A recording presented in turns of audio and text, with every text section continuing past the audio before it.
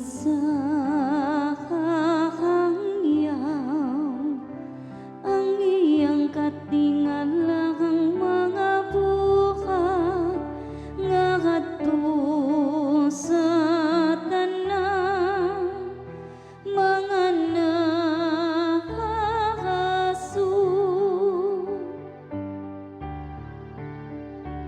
Isa ang iyang katingalakang mga buhat nga kadto sa tanan mga nakakasu. Awiti ang Ginoo ug bag-ong awit, awiti ang Ginoo kamong tanang kayutaan, awiti ang Ginoo dayga ang iyang ngalan.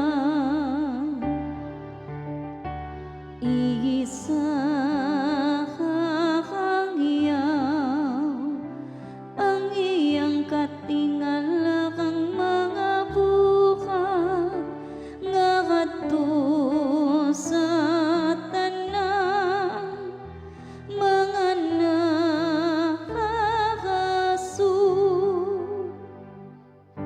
Ipaibalo ang iyang kaluwasan sa tanang adlaw, iasoy ang iyang himaya diha sa kanasuran,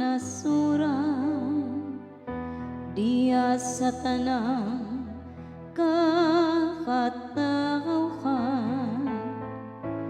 ang iyang katingalakang mga buhat.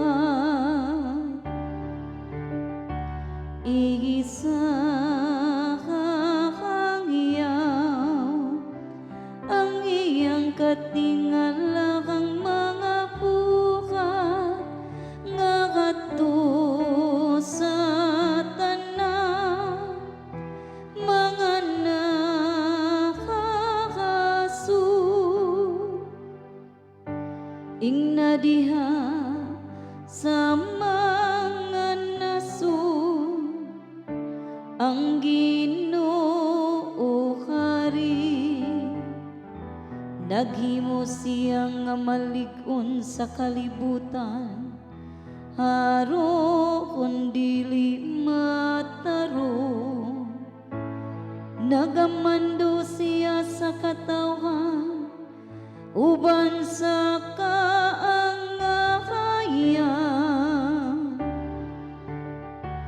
Isa kakangyaw